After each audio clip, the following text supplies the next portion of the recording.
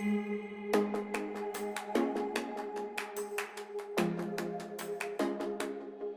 everyone, my name is Vella-Templeton and I've got here with me Laura Morgan, and this is part 3 of our discussion talking about mental health and well-being in the workplace. We're here today to talk a bit more about what I'm doing within the workplace and how I'm creating that change. So we're going to do a bit of a role reverse. So Laura's going to be asking me the questions now. I'm ready when you are. So one of the things I wanted to sort of work out with you is we've spoken a lot about what you thought we got from some of the work you've done with us. Yeah. And what did you get out of that as well? I just really enjoyed working with people who are willing to try something so new, because we've spoken a lot about working for various different corporates where well-being is a tick box exercise. We need to be diving so much deeper, doing all these e-learnings that everyone has to do every year, that no one likes doing because it takes very precious time out of their working day, and talking about those, stress awareness seminars which only really talk about the why we should be doing things but not the how. With you, I got to try something completely new. We got to work together on it, and also we got to actually implement change. We went so much deeper into it all, and it was really nice for me to be able to flourish with my ideas and my creativity and work with someone who was so open to it. And it gave me a lot of structure into thinking about how I can keep developing that and keep pushing that forward to create change across the board as well. And it was really good fun to create something that was bespoke in a sense, but something that is so well known about, like the breathwork sequencing that you do and are very experienced in. Tell me a little bit more why you chose the techniques you chose to use with our team. We've obviously implemented a lot in terms of hybrid working. Having experience working from home, it can feel lonely at times, and to keep focus at home can also be quite difficult. And we obviously spoke about all the various different trigger points and all of the various different stresses that come about in our day that can happen at work, but that can also come around from our day to day.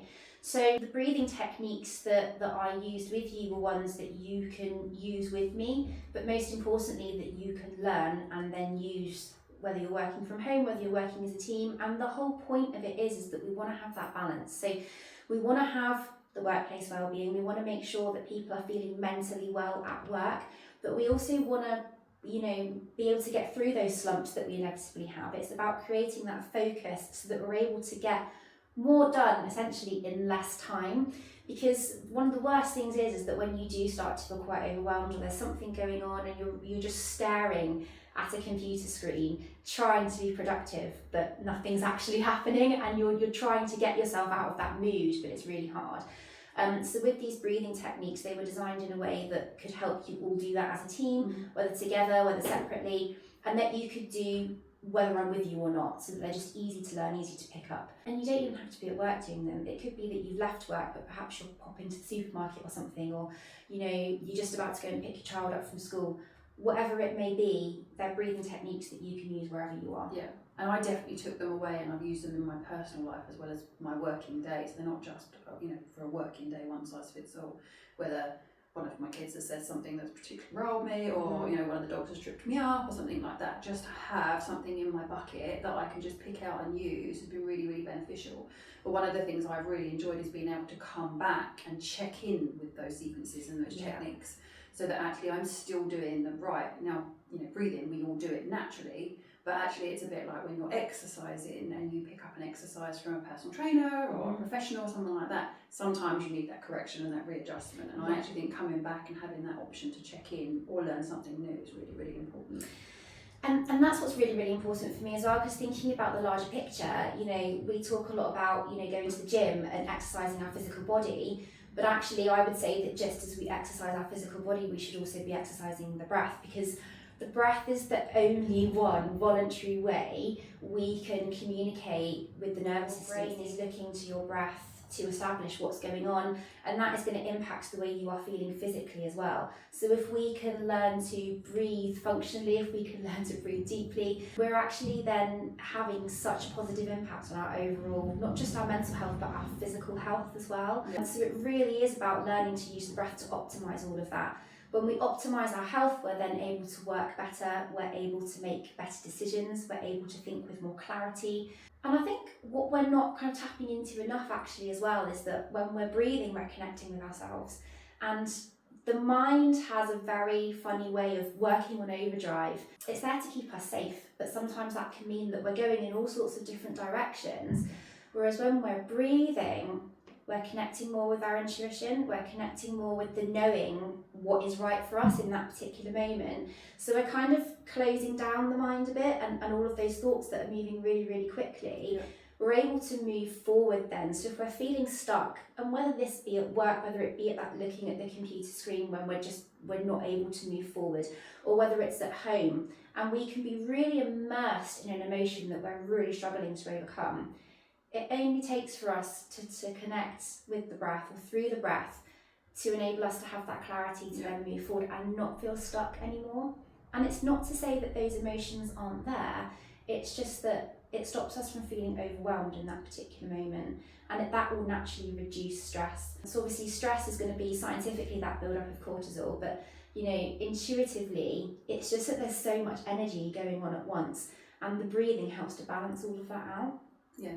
And it has been really interesting and really beneficial, not only for me personally, but for my team as well. But I have also used it with my teenager.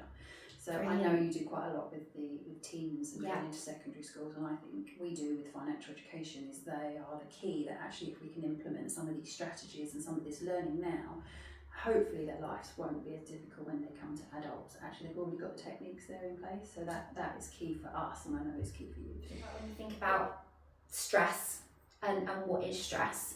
And I've mentioned about how it's not just about what's going on in our day-to-day. You've always got an underlying level of stress and trauma that's held within the body. And that has gone through generations and it's come up through to us. And until someone heals it, it's just there. So those trigger points are always going to be there for that particular person. And I think that when we think about the younger generations, it is about creating that change. It's about enabling them to recognise that. And we've very much been brought up in a way that teaches us to go outside of us a lot for all the answers and the solutions, but actually there's simply nothing that can beat going inward, and that's what our breath does for us. It helps us to connect and it helps us to have that release. When you think about the memories are stored in the mind, that's where the memories are of particular traumas or particular things that have happened, and that's where the trigger points come from, but the trauma is stored in the body. And the only way to really truly release it is through our breath and connecting with it. So there is so much more that comes from breathing. It's not just about stress management, it's about healing in a way that enables us to move forward more productively, which is ultimately going to help us in the workplace, because it helps us to go to work feeling clearer, feeling lighter, and feeling just more able to focus on what we're doing at work. Yeah, and I think empowering people with the tools to help themselves is so important, rather than putting a plaster over anything. So I think some of the work that we've been doing has really highlighted that actually by giving people the tools, actually you're helping them along the way anyway. And obviously there's a lot more, so we've been discussing more that I'm going to be introducing. So we've been doing the breath work, we've been doing breathwork sequences, but one of the other things that we're doing is kind of taking the science of the breath and how we can implement that in the workplaces we have been doing, but also balancing that out with that intuitive approach as well. So obviously we've spoken about how I can do things like tarot readings and how I can work with people either in a group or on that one-to-one level, so that they are starting to understand things that they're feeling internally that are impacting the way they think, feel and behave at work, and that ultimately could be affecting their productivity or their performance, and bringing that all in together so that we're really getting a much deeper well-being package that perhaps sets the breath work apart, because it's not just the breathing, it's the other bits that go with it as well, but we combine it all together. As a company, you can choose to have more of the scientific approach or the balance of that with the intuitive approach as well. I think having the option for people is really, really important. I think as a company and as an employer, just giving people the tools to choose what works for them, there's no one size fits all, is really, really important. And actually when you are doing your day-to-day life, you go out to one provider for IT, one provider for your phones, one provider for literature, marketing. There's not a one size fits all, and actually there's not one company that does everything. So I think what's really important is the fact that you can have a range of things that you can bring, and actually your team then can fit. Actually, do you know what? The breath work might not work for me, but actually this might work for me. Let me pick on that thing. So just to have the option is really important. And I think that it's having the options, isn't it? But also kind of understanding how that can work for us individually, in the sense that there's so much information about well-being, and there's so much information about what we should be doing, but actually it is about having that more individual approach. Nutrition comes into you as a leader as well, because you can then recognise, actually, well, this is what this staff member is going through, and this is how I can help them, or this is what I can suggest for them. Yeah, it's having a lot of different things, and I've said it a couple of times, in your toolkit, in your bag, that actually you can say, do you know what, I understand you're going through this right now, or do you know what, actually I need you to do this right now, so let's put the support and implements in place that actually help you go through that period of time in your life, and then come through stronger the other side. And working in different types of teams and different sizes, I believe this is something that can be put out to a company of any size. What would your take be on that? Yeah, absolutely. I think that there is no one size fits all. Yeah. And I think that actually from the smaller companies to the medium to the large style companies, this can be adapted and used. It's everyone has it. Yeah. Everyone breathes. So actually it would impact every single person, no matter what their background, no matter what their sexual orientation is, no matter what their gender is. Actually it would really help a lot of people. I actually think the younger generation coming through are so much more intuitive and in touch with their feelings, and also more vocal about it. There's been quite a lot out there about people being diagnosed with ADHD, or what structures they use, and the fact that some days they're on fire and they can get loads done, and then the next day they crash. And there are so many different types of people out there now that work so differently.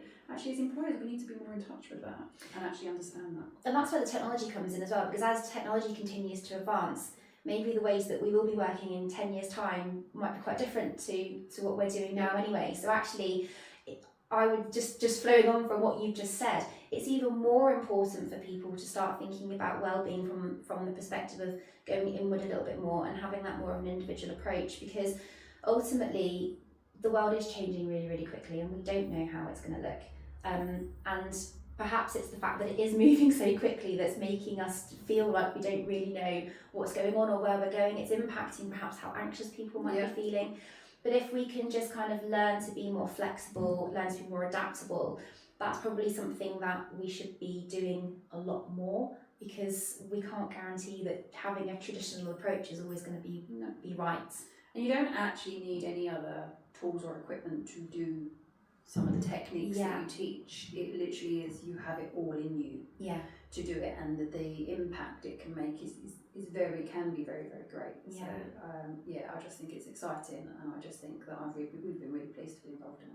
Well, I've absolutely loved working with you, and I love that you've given me the space to be creative with you and with your team as well. So there's obviously a lot more coming up, and I'm really looking forward to talking about that a bit more later on and working with you more. So I just can't thank you enough for all the time that you've given to be here, to be doing this interview, and to share our experience. So thank you very, very, very much. We've loved it. So what I'll do is I'll pop contact details below, so you can contact either myself or Laura. If you want to find out more about what we've discussed in any of these discussions, then please do feel free to reach out through the websites below.